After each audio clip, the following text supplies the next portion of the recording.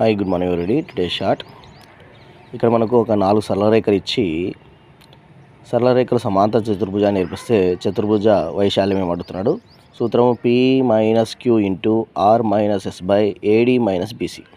చూద్దాం. ఇక్కడ చూడండి, P వాల్యూ ఎంత అండి 5 మైనస్ Q వాల్యూ -2. ఇక్కడ మైనస్ ఉంది కాబట్టి మైనస్ ఇంటూ మైనస్ ప్లస్ అవుతుంది, మరి ఇంటూ 2. మరి next R - S. R value ఎంత అండి 1 -7 minus into minus plus 7 by AD - BC.